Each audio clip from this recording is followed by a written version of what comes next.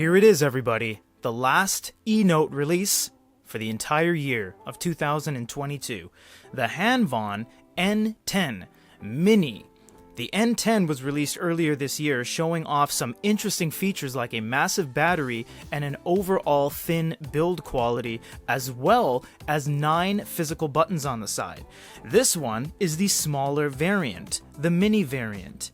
This features a 7.8-inch screen with a 3500 milliamp battery, making it a little bit smaller than the overall bigger version. However, this one still packs a punch and brings the exact same experience in a smaller form factor.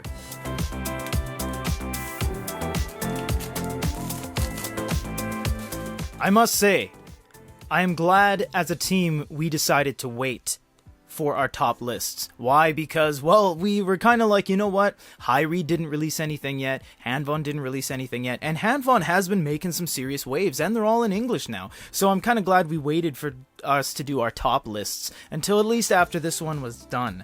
So what do we have here, everyone? We have a stylus loop. I don't know what's going on there. I really don't. I've never used this one. I only know a little bit about it. Does that have a built-in case? Is that built into the body? That is so cool. Let's put that off to the side. I see we still got those buttons. That's really nice. So we have our QC quality control pass right there. We have our quick guide. It's written in English there. Is the back English? It is not, but it says quick guide. Okay, either way, it says in English, please read this user guide carefully before using the product. And not one English character on this whole thing, aside from the ABC bullet points. We have another ebook reader and a bunch of things that we cannot read. We will go ahead and put that off to the side because honestly this is just disclaimer stuff and protocol things that they put in the box. Let's see what is all inside the box here. Let's slide this out. Should be a stylus in here. Oh, look at that! Wow! Okay, that's the Hanvon stylus from the N10. That's really nice. It's using a different tip. This is not a standard Wacom tip that the other guys use. This is far more bulbousy and more ovular rather than conical. That's really cool. You have an eraser at the back, no secondary button, but you do have a nice lapel clip here.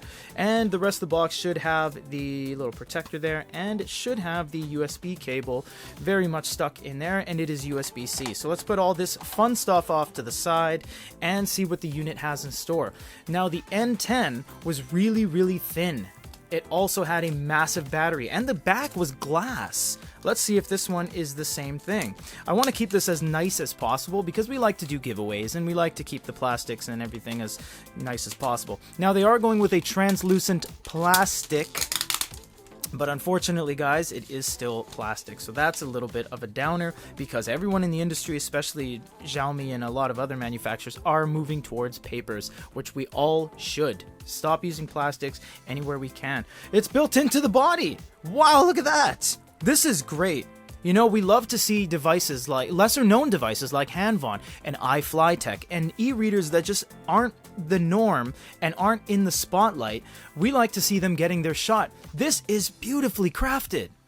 Feel that. I know I said feel that and you can't, but feel that. What a great cool aluminum backing, and this side ledger on the back that has an aluminum brushed with a mirror finish embossed Hanvon stamp, little signia there with a built-in, look at that, a built-in leather stylus loop stuck into the body. It's things like this that we see these non-cookie cutter devices really separate themselves from the rest of the pack. That is honestly a very obvious observation here. And we have these beautifully symmetrical twin speakers at the bottom, sandwiched with a USB-C. And on the side, I don't know what those are. That could be for a peripheral case, or it could be some microphone inputs. I can't read the user manual right now out of the gate, so I won't know what that is. We're going to do a first time boot up just to show you guys that it starts up in English. What the heck are those on the bottom? I have some embedded bezel lights or potentially sensors, but they do look like they have an LED pack in there, and it might be microphones here because I believe I see a little bit of a grill, a fabric grill over that. So we're gonna have to wait to see what the full review has in store, but let's see what kind of languages we have right out of the box.